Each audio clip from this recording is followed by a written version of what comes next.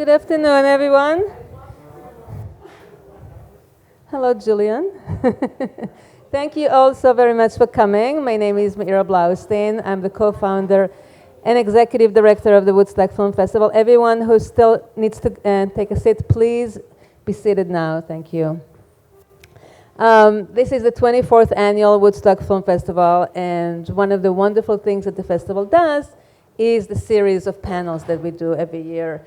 We have panels about directing and writing and acting and producing and various aspects of the film industry. This particular panel is particularly special because also in the light of what's been going on in our world recently with writers' strikes and SAG strike, so many things have risen to the surface. The issues of how the things need to be corrected to fit into our time. So I think you'll learn a lot about that. We were very lucky this year to collaborate with NYWIF, New York Women in Film and Television, and as well as WGAE, the Writers Guild of America East.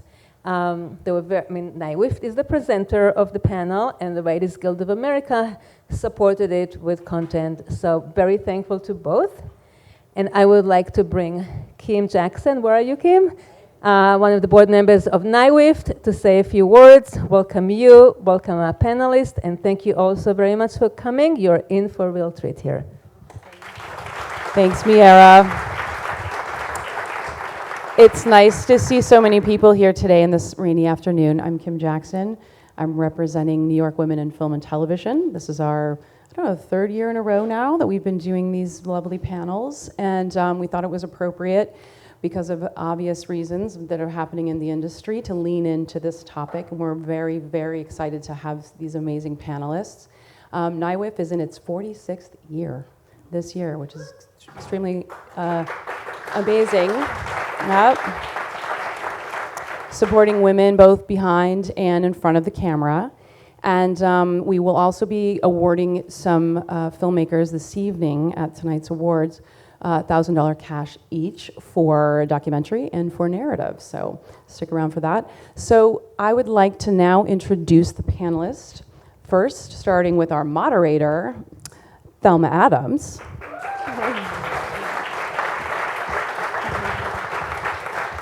And then we have Neil Gaiman.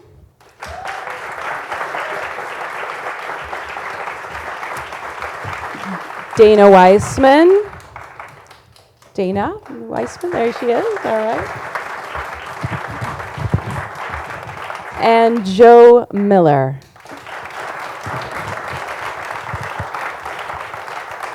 Enjoy, guys. And away we go. Is this working? Yes. Okay, good. Hello, everybody. Good morning. Thanks for coming. Those with hangovers, thank you double.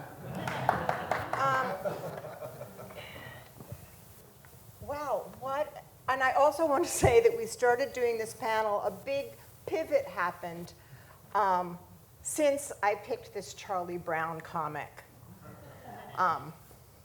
which is kind of appropriate.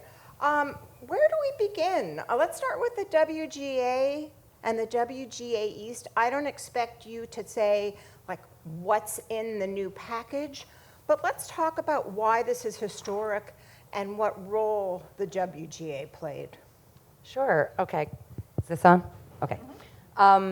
So the WGA represents screenwriters, journalists, predominantly, and we negotiate a contract for our screenwriter members every 3 years. And a lot has changed in the past several years in the way that content, or I guess that word is insulting, the way that art is consumed on screens. Please, go ahead. I'm going to insert an Emma Thompson quote on content. Quote, "To hear people talk about content makes me feel like the stuffing inside a sofa cushion." It's just rude, actually. It's just a rude word for creative people. Exactly. And you heard that a lot on the picket line this summer as well. So months ago, we started as we go into every negotiation, having meetings with our members to figure out what were the ills that the new contract needed to cure. And there were, it was just, existential was the word that we kept using, because it was, for our screenwriters, just endless development for filmmakers and for television writers. For our comedy variety and game show writers, it was just no protections at all because of the way that everything is consumed on streaming. So we went in with demands that were met, brick wall, came back, had meetings, and got a 98% strike vote. Now, to be fair, yes. on a couple of our points, the AMPTP did offer a meeting. Right.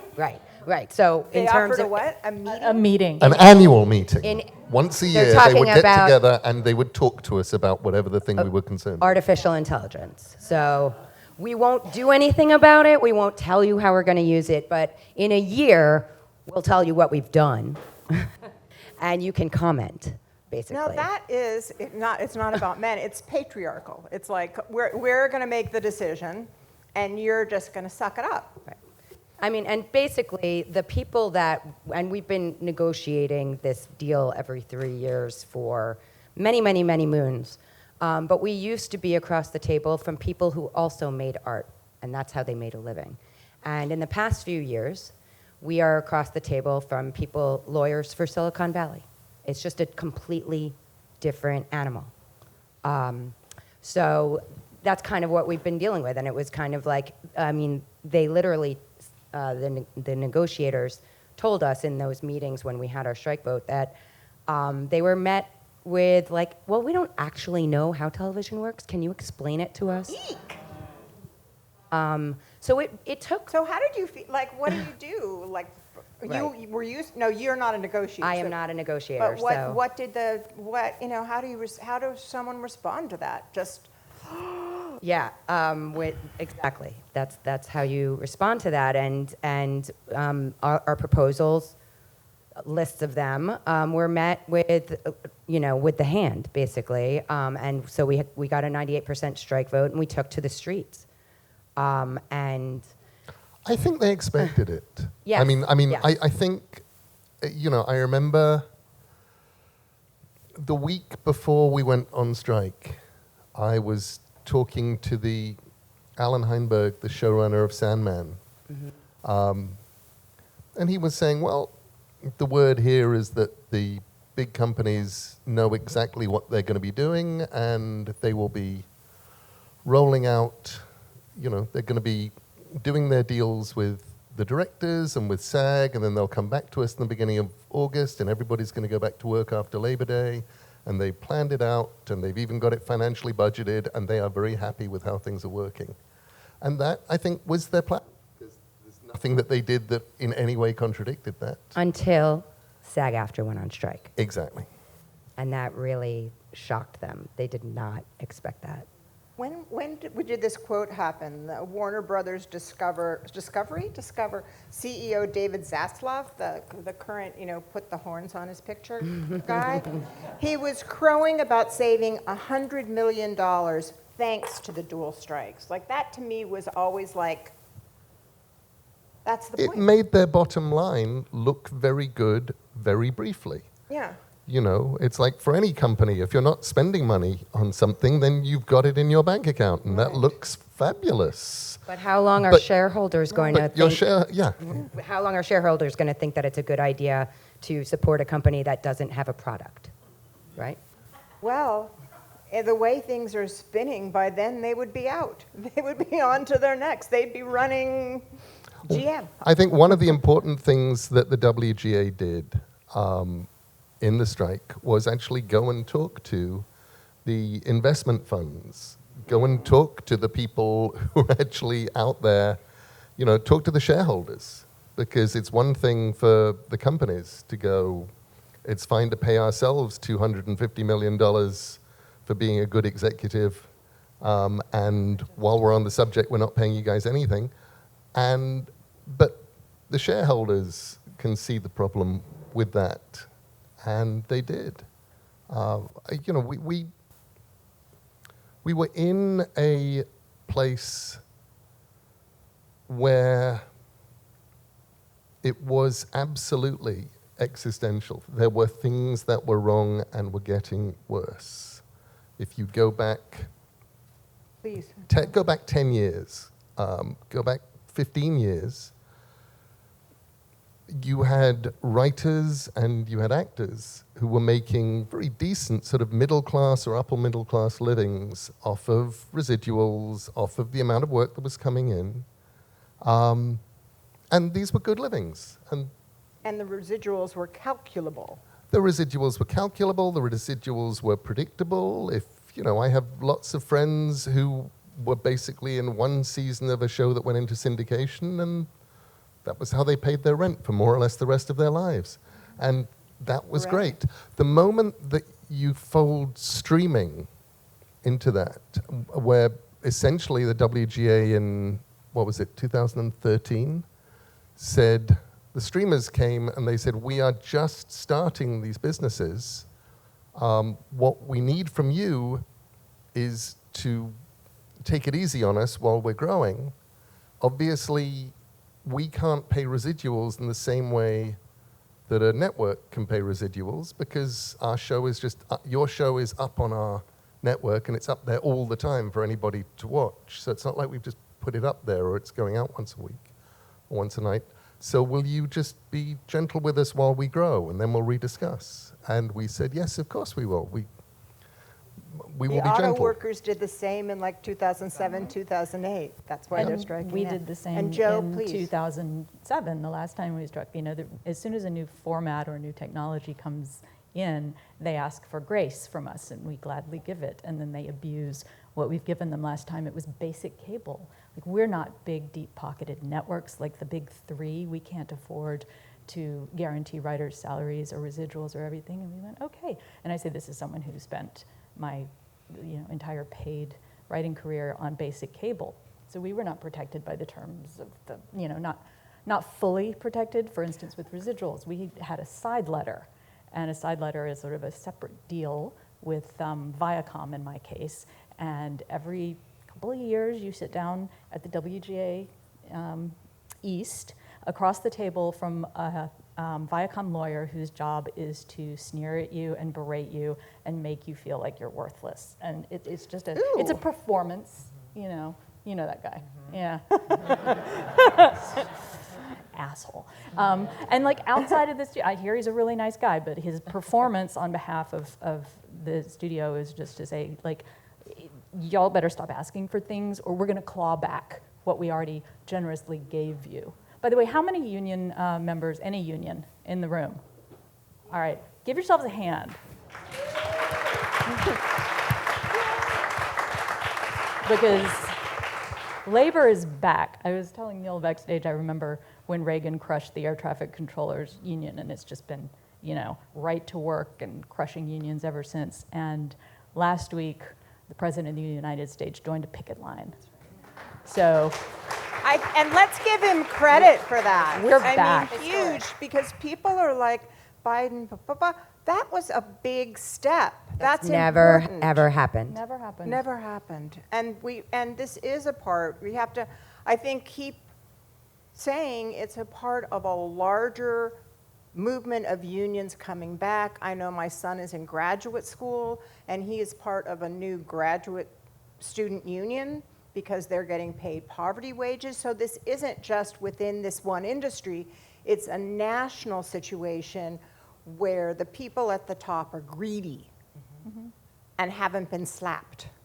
We tried and failed to unionize when I was a graduate student in the 90s, but didn't manage. You know what? We'll see if Successful it works. strikes are contagious.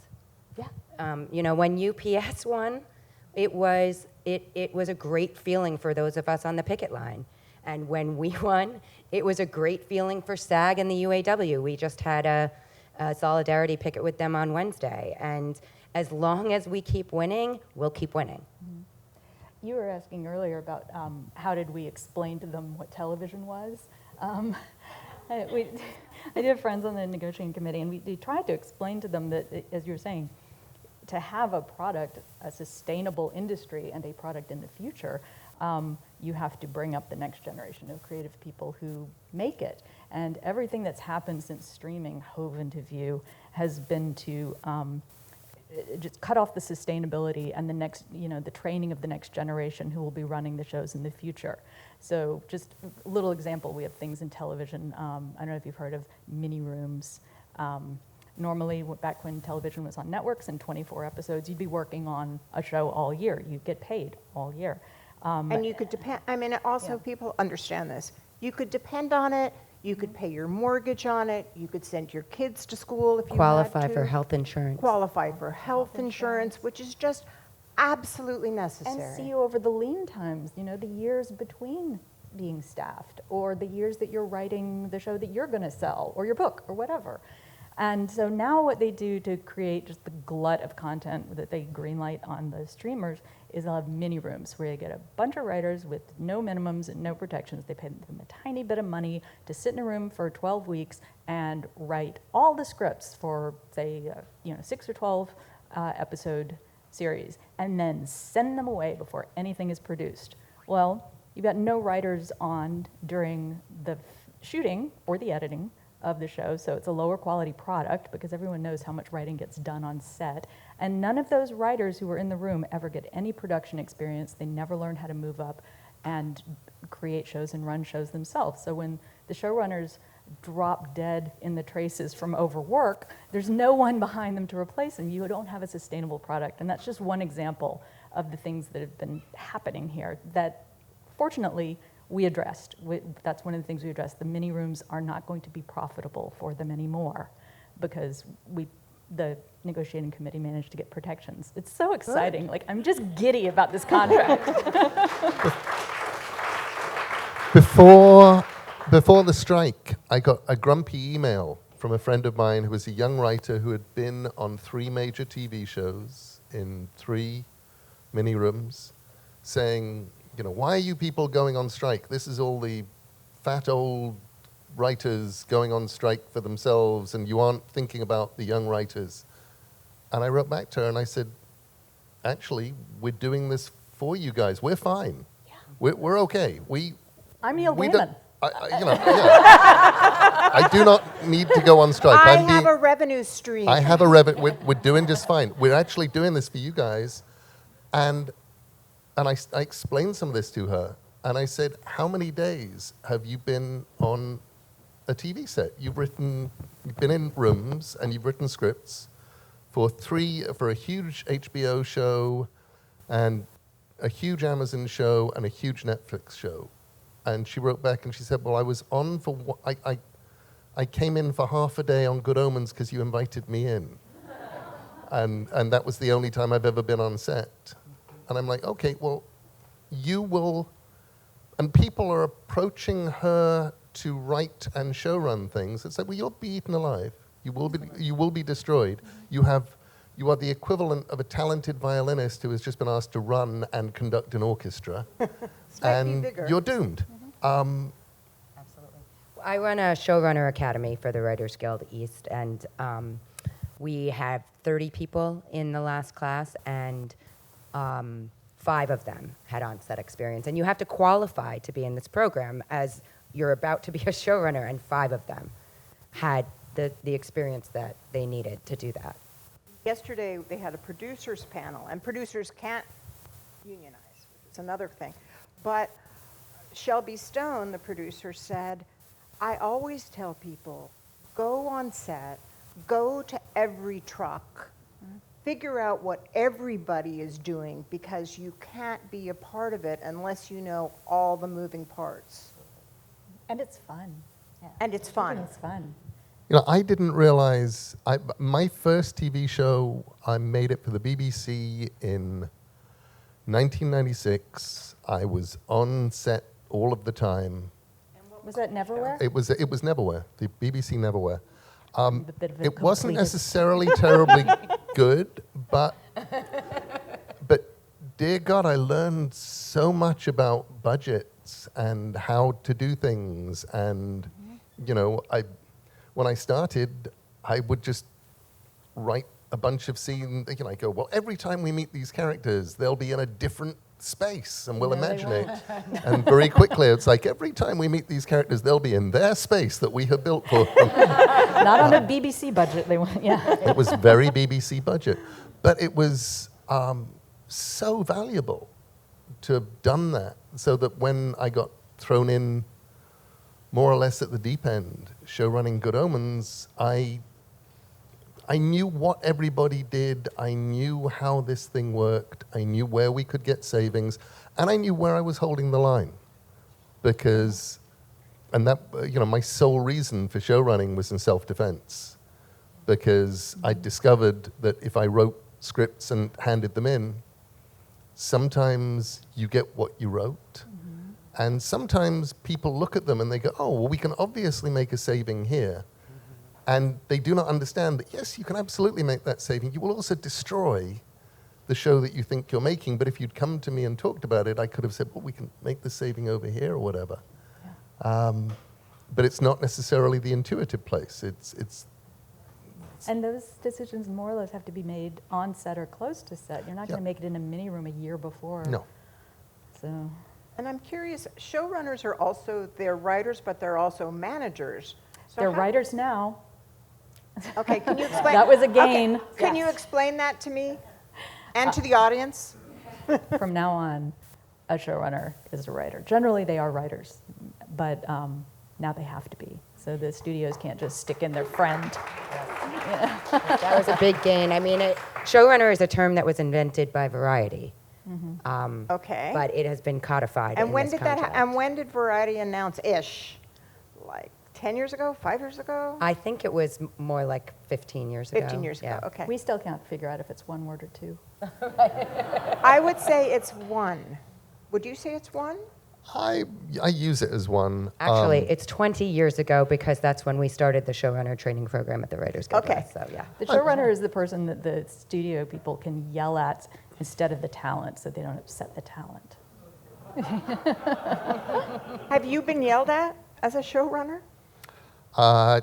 Technically, I class myself as talent, so they have to yell. They yell at They your have to. agent? They have to go and yell at my agent, and then be relatively nice to me, because I might go away and then they'd be fucked. And we call that knowing your own value. Exactly. But I mean, the weird thing is also, I'd say that no two showrunners do quite the same job. And then you get weird, the first time I was a showrunner, I wasn't even sure if I was a showrunner because I'd written all of the scripts for the things. It wasn't like there was any other writers on it, but I knew that the one thing I didn't have when I made Neverwhere was the power of because I say so.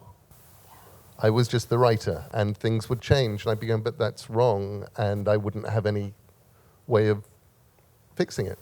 So when I was doing Good Omens, I was like, okay, well, no, it's going to be like this because I say so. So you have leverage.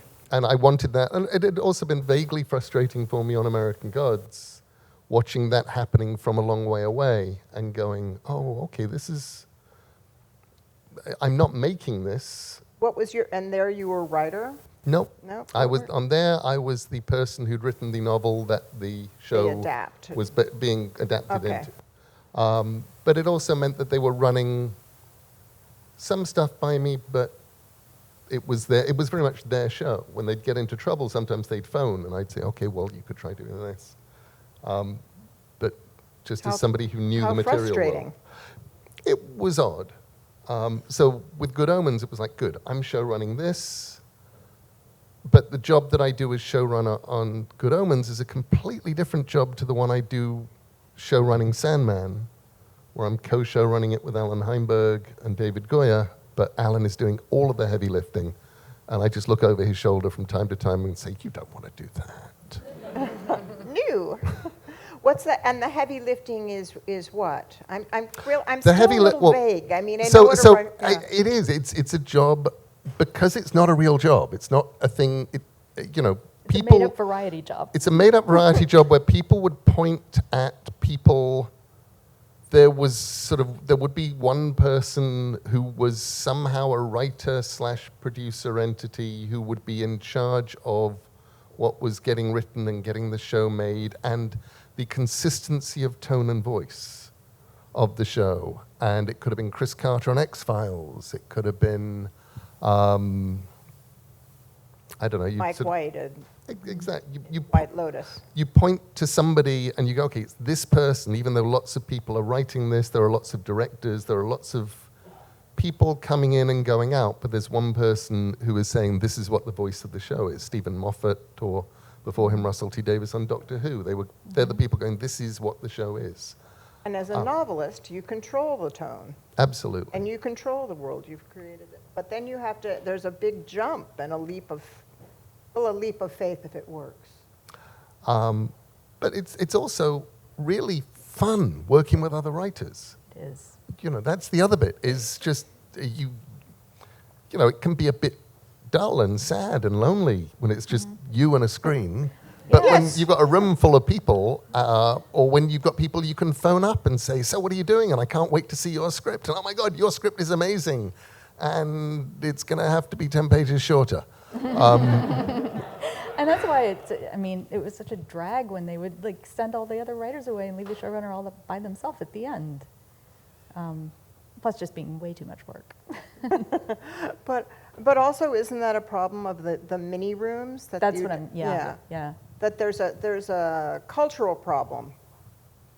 No, like that it's not studios fun. just It made was a up the cost-cutting system. problem. Yeah. It was a cost-cutting problem that it has been cured. They were allowed to exploit, so they did. The problem is that, you know, in the old days, a season was 26 episodes. Or occasionally 13 episodes. And that was what a season was. And all of a sudden, a season dropped to 10 episodes of things, and then went to sort of 6 episodes, and then everybody decided maybe the sweet spot was 8. So... and maybe they're 40 minutes, and maybe they're an hour 10. Yeah. Yeah, that's strange. So it's still not. And you're at PNTV, they'll just like make 3 episodes and they don't call it a series. Then you know, and some other time they may, not all of them, but there's a whole different, it's not consistent with ours. Well, there is no consistency anymore because Netflix came in, and all Netflix wants is you watching Netflix until you die of hunger. And then Amazon... that works for Fox News. You know, and Amazon is there, and Amazon, you know, they pay me very well to make Good Omens, and Thank them, yes. and I'm very grateful, but at the end of the day, for Amazon, Prime Video is the equivalent of, you know, going back 10 years, supermarkets stacking the $1 DVDs up to try and get you in to buy groceries. You could also buy cheap DVDs. It's the algorithm. Yeah, and for Apple, they spend more every minute on packaging than they do on television. Okay. They're, on the one hand, one of these huge content producers, and on the other, they're irrelevant. It's not their job. It's not their business. They just happen to make stuff. He said content. I did. Even Because for Apple, Yes. because for Apple, that's what it is. They're not standing there going, "We are making art, and we are going to send art out into the world." Even the old system, they still called them properties. So, I wanted to call back to something you were talking about earlier. You were talking to your younger friend who was complaining that we were old people striking for ourselves. I mean, she doesn't know another system, though. It's been in place for so long now. But one thing about this strike and the last strike is that it is us paying it forward. I personally benefited from the people who unionized The Daily Show like 4 years before I got there. I have colleagues there who took a pay cut from their marketing, shit job to go work at The Daily Show before it was unionized. And that was an ugly fight. And they did it, and then like the next year there was a strike, and they gained more protections that I benefited from. So that when I joined the writing staff, I could, in short order, pay off my college loans. A few years later, bought my little shack up here that I still live in. And, had health insurance thanks to slightly older friends of mine. And so we're doing this because we're grateful to them and to the people who struck in the 80s. And in, the next group of people will have protections and minimums that we didn't have. And they'll pay it forward when it's their turn. And we've had this wonderful moment of solidarity this summer among all the unions, and high five, except the editors. Hell with y'all. Boo. I'm kidding. Editors are great. But also just sort of locking hands across the decades with the people who have come before and had worse conditions than us, and the people who come after and are going to have better, and the people who come after them who will have it better, I hope. So that's been a thing I've loved. I'm sorry, I'll let you talk. I just, to just add on to that, I definitely saw the older, more protected, folks who were possibly, had a full pension, who understood that they had that because of the folks who came before them, and that it was their duty to protect those gains. And then there were the younger folks who didn't know any of these protections and basically, understood what we were fighting for, so much so that when nameless person in the AMPTP told the press, we're just going to starve them out of their homes and make sure that they come crawling to us so that we can give them the deal that we offered, back in May or in April, those younger members basically felt like, if I take that deal, then I still don't have a job in 5 years, so what's the difference? I'll just stay out here on the line, And it's not a coal mine. That's, Right. That kind of burnt, scorched earth policy. Another thing, Joe, that you were talking about, just in terms of quote-unquote content, is one thing that we haven't had because of the writer strike, and you're pivoting in your own career, but you worked with Samantha Bee, and you worked on The Daily Show. It's this big, great political desert that we've had for the past 140-something days, where we didn't... It's been nice, huh? Well, I go to bed, I'm like, great, but my husband is addicted to, Colbert, and so, which is fine, there are worse addictions, but we need that voice. We need those voices commenting, how we really depend on those voices. It's not going to come, we know, from Fox News. It's not even going to come from MSNBC. It's going to come from our comics who are smart and invested and Well, you had Red Eye. Pardon me? What did you say? You had Red Eye, the Yeah, that's Greg Gutfeld comedy show. There are still, yes. So can you talk about that in terms of of how important it is, those shows?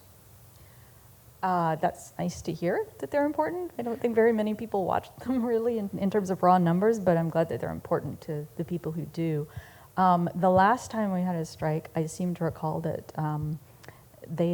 a lot of the shows stayed on the air, or for a while they did, and they, including The Daily Show, I think, and I remember some bits that John and Stephen filmed for the writerless Daily Show. That didn't happen this time. And that was also a very different thing this time in terms of all the productions, that one of the goals of the picketing was to shut productions down, which was very effective and shortened the strike.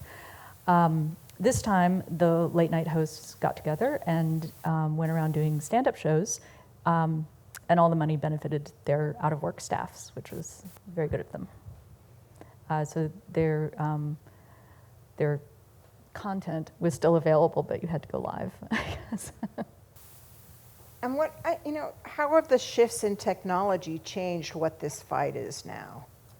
I think social media, the fact that the writers could put up, as we went on strike, a document everywhere on social media that just listed what we were asking for and listed what they'd come back with, which was nothing.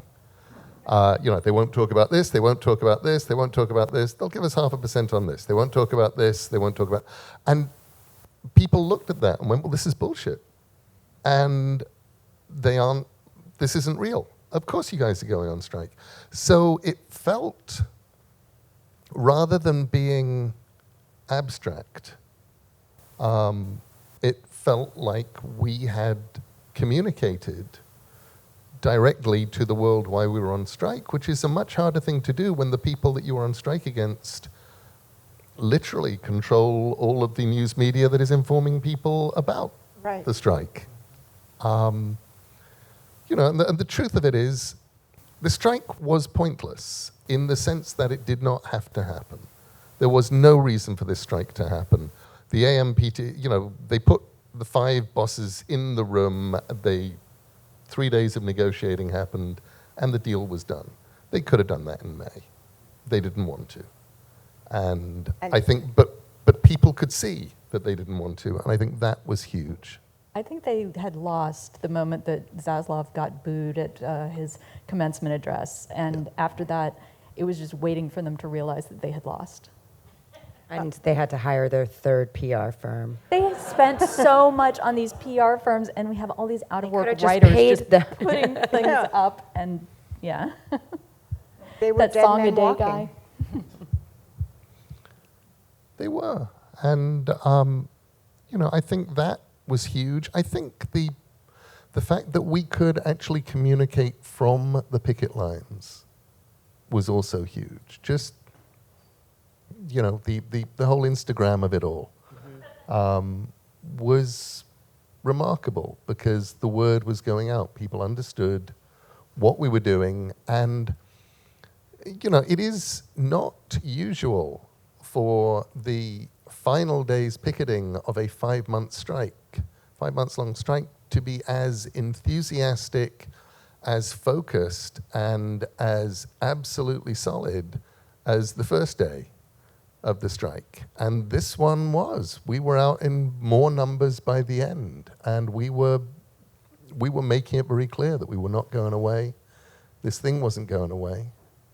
And I think that was huge. It also helps that writers write great signs. Yeah.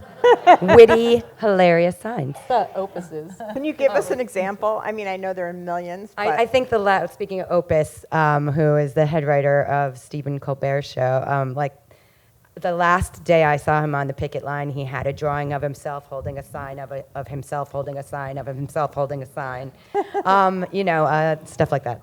They were always very clever and very meta. And I think the public looking at Instagram, it's like when you see Julia Louis-Dreyfus with her scarf around her neck and her baseball cap and not in makeup and she, you know, talking, when you see all your stars that you connect to and their appeal is directly to you and they're in their sweatpants and, you know, just kind of slogging along.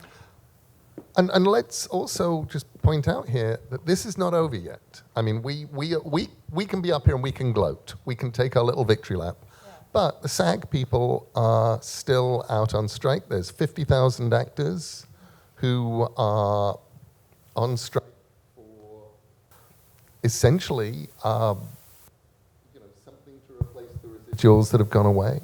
And they are on strike to make sure that they cannot simply show up on day one, get scanned, get paid $100, and then show up as AI constructs for the rest of a movie or TV show or whatever. Any SAG people here? Good. We'll let you ask a question when we get in a few minutes. We're going to get to our question period. Well, Neil, you were saying that you know the way that technology was here for us, enabling us to communicate directly. And backstage, you were talking about how the studios were fighting World War I. That's definitely how it felt. They back Trenches. back in 2013, they did this thing where the writers went out on strike, going, "Hey, the streaming thing, we need to get this all in place. We don't like it. We don't trust it. We don't think it's going to work." And so what the studios did very proudly was they let the writers go on strike, and then they went and negotiated with the directors, and the Directors Guild made their deal. Did what they do. They made their deal, which they're perfectly allowed to do, and then they basically came back to the writers and said, well, we've kind of screwed you now because we've already got this deal in place, so you have to take a deal like that one because it was good enough for them. And the writers kind of went, oh, okay. And I think that they were just looking forward to doing exactly the same. The writers will go on strike, so they will make their deal with the directors, they'll make their deal with SAG, if necessary, and then come back to the poor writers who will be floating in the wind, and it didn't happen like that. SAG looked at the same things that we looked at the same world that we looked at, and went, there are things that directors can live with because they are directors and they have their own world and they have their own thing, but these are not things that SAG can live with, and it's not things that the Writers Guild can live with. And I think when SAG went out, it changed everything. Everything stopped. And there are things in the deal that we would not have gotten if SAG had not gone out. Absolutely. And there are things that we got that hopefully will make it easier for SAG to be at that table for 3 days next week.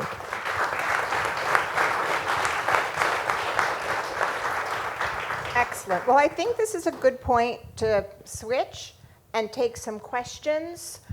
There's someone with a microphone, and I'm going to have Neil say what I want him to say. Okay, so we were talking in the green room, and I mentioned that only once in my life have I ever been quoted by Tom Stoppard.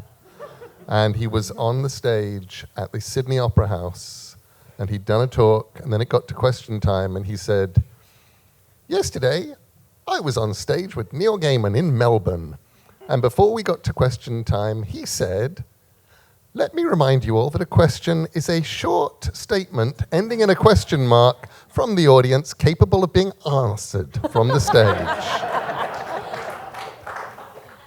And we have that on tape, which is good because I'm using that forever. And so with that in mind, I'm sure we have questions. Yes? Someone right here. Do we have mics going around? I have a loud voice. Well, no, but they're taping it. So loud voice or not. Yeah, So thank you. where do they think stories come from? Truly.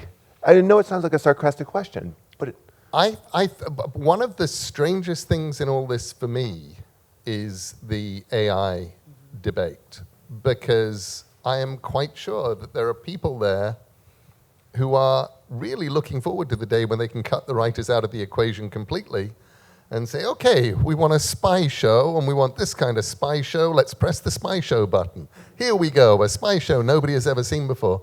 And it's never going to work like that. You're never going to get something that nobody has seen before. The thing that writers give you when we are at our best is the thing that you did not know that you needed, and the show that you did not know that you wanted to see. That quote, too, that's a good one. Who knew that I needed to see White Lotus, and yet I did? On the first big rally that we had, Tony Kushner came out and made a speech, Neil Gaiman made a speech, and then later that day, I was running a fellowship for emerging writers from underrepresented populations, and Tony was one of our mentors, so he came in to speak to the writers, and he was very fired up, as you can imagine. It was a big day in front of 30 Rock, and he talked about having asked ChatGPT to give him a screenplay in the style of Tony Kushner, and how surreal that was for him, because how obvious it was for him that his work had been fed to this program with the intent of making him, obsolete. And so did he respond? He was furious. I mean, yeah. Oh my God. Yeah, I mean, he in fury and in only words that Tony Kushner can use. Okay, so we get that. Yeah.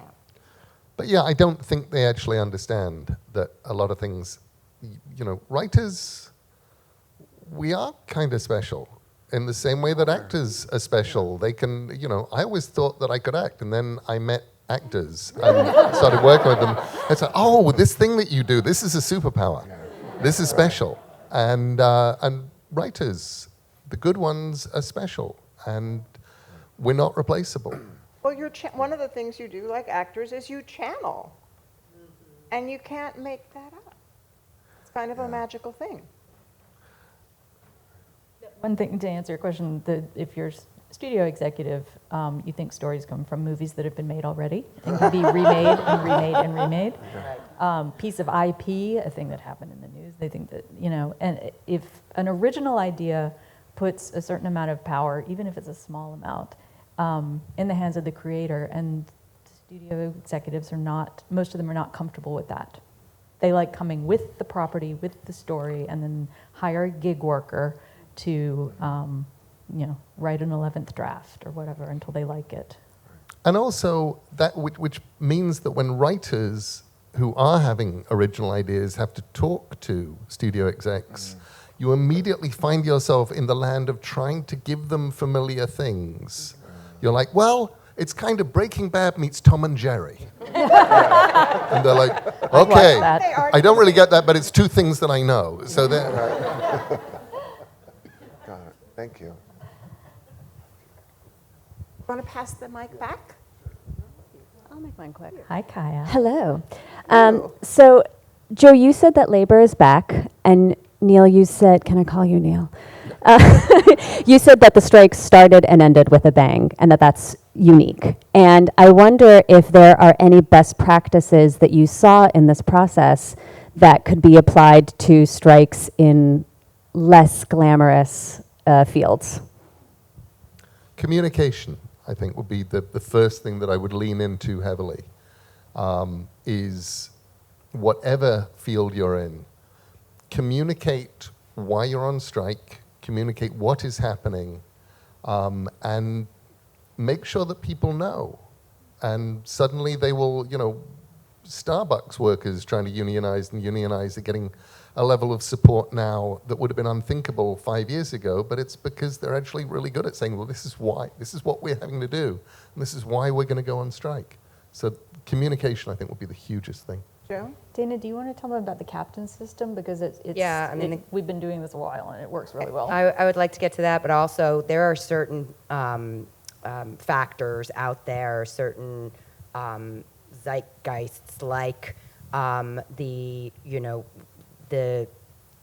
trying to create value for shareholders by not paying the people who create the product, yet paying the CEOs $200, $300 million a year. That's not unique to writers. That's endemic. And it's Silicon Valley has contributed to that.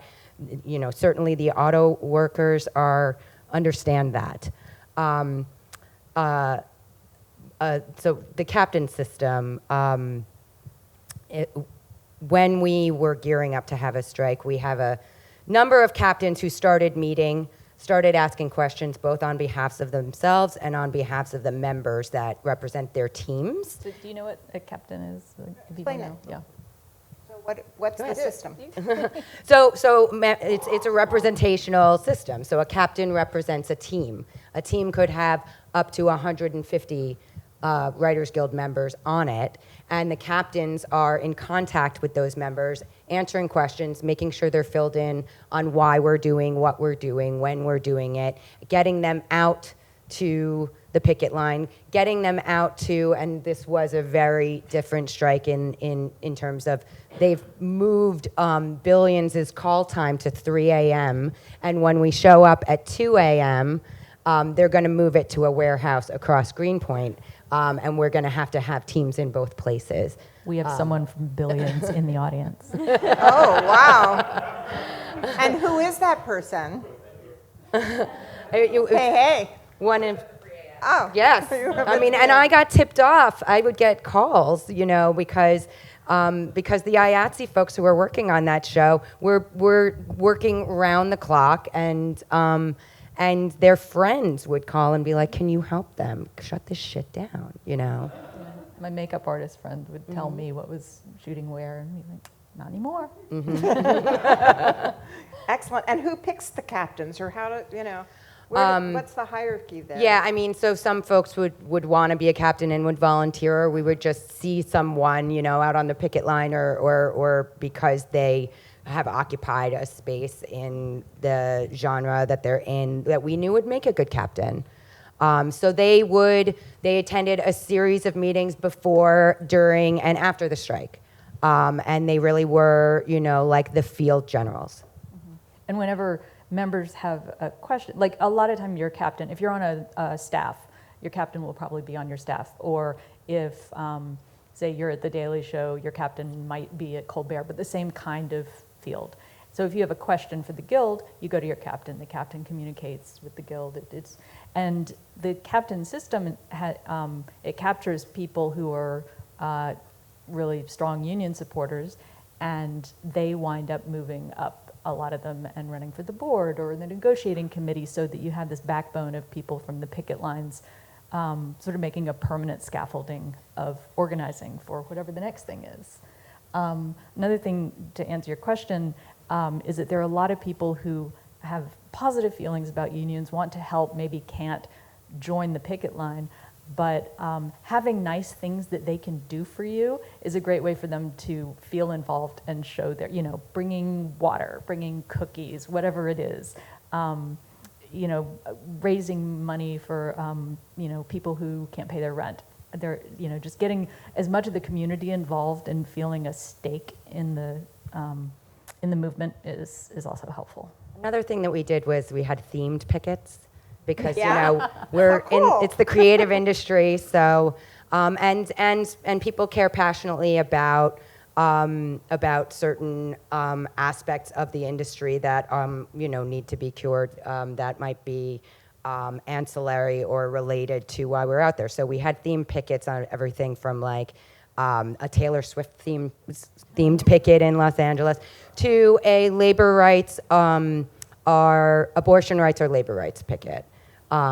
That, where we dealt with the fact that some of our members who are working in states like Georgia Don't have the right not to be in labor. right. Excellent. Yeah, I mean, the writers, Thank you, Joe. the Writers Guild from Georgia. will, if you are a member of the Writers Guild and you have to go to Georgia to write on a show, because you're in our guild, we will, if you need us to take you to another state to get the care that you need, we will do that. But we have members who are showrunners, and the makeup artists might not have that deal, so they are put in a position where it can also be illegal for them to help that makeup artist. It could be illegal for them to give that person the day off so that they can go out of town and take care of what they need to take care of. And so that's what that picket was about. That's something else we have to change. Right. We had a climate change picket very recently. Right before the UN week. Lots of that kind of thing, and those themed pickets really kind of kept spirits up and kept people wanting to come out, and kept solidarity from other groups alive with us. Another question? Did you have a question? As long as the microphone is there, and then we'll pass it around. All right, thank you. Julie. Hi, hello. Julie is a member of unions and had a wonderful short last night. Congratulations. Thank you so much. It's called Scam, and it was really good. What's it called? Scam, C-A-M, Scam. Well, I'm very touched. Thank you, and I love this festival. And I take a lot of pride in being primarily an independent filmmaker, but I am trying to be a television writer. And I guess to that end, my question is, this is incredibly important that this has happened, and I have so many friends who are affected by this. But it also comes on the heels of, I think, something that was happening right before the strike, of course, which is the constricting of the industry, streaming platforms cutting shows, stopping developing rooms, like CAA laying off 60 agents, young literary agents, TV lit agents. So I guess what are your thoughts and feelings about how this also feeds into, well, and not for nothing too, also fellowship programs for up-and-coming writers. I was in 2 fellowship programs that were cut because one was Warner Brothers, one was Disney, and both of those are now gone. The question is? Right, so the question is, how does this feed, this is context for how does this feed into an industry now that coming out of a strike has reduced opportunities for smaller shows, up-and-coming writers, and maybe new fruitful platforms that won't exist anymore? I think part of the problem was there was a gold rush. Right. and the gold rush didn't actually make any sense. But all of a sudden, people were spending enormous amounts of money on television and not necessarily seeing anything back, but figuring that it would all come back. You know, one day there would be profit. And then everything went a little bit wonky because of COVID and lockdowns, and people were inside and people didn't have much to do except watch television. So it was like the gold rush went longer, kind of longer than it should. I think it would have been self-correcting a little bit earlier and might have sorted things out. But we kind of came out, you know, looked around at the end of 2021, and the gold rush was definitely done. And the profits weren't there. But it had done its job, because something I would say, and maybe I'm a little bit off, but with Netflix, let's just take that example, they were sending out DVDs. Then they spent all this money on content to said the word. establish She themselves. said, you were just laying down the C word over and over. Okay, but I remember, you know, they were just like going, if you get me the story, I'll give you $1 million, or the 10 million to Ryan Murphy, whatever the money was. You know, that whole thing was to establish Netflix, to get them on the Oscar train, to get their movies in that, and they succeeded. And because they're not television people and they don't know what's good or not, so they have to make everything, and hopefully something will, you know, take root. Stick against the wall. So now maybe they'll invest in the stuff that sticks against the wall. Yeah. I think that's what we have to go for, and that's why I think coming out of the strike, what we need to do is figure out how to invest in people from a slightly different point of view. The fact that now we can get more writers onto shows. Personally, right now, the strike is finished. I'm figuring out the deal, and I'm looking at the next season of Good Omens and just trying to decide from a sort of WGA point of view, do I want to write this thing all on my own? I'm allowed to. Or do I want to bring in 3 writers? There's 6 episodes, and I can bring in another 3 writers if I want and work with them, and it would be good to train them up and teach them. If you insist. There will be a line around the block. Well, Julie, I think that you were concerned about the studios, you know, during the contraction, they made shows and then didn't put them out, because they took them as write-downs. And that your concern, I think, is in the future they'll make fewer shows and there'll be fewer employment opportunities for people. This was actually addressed in one of the recent meetings.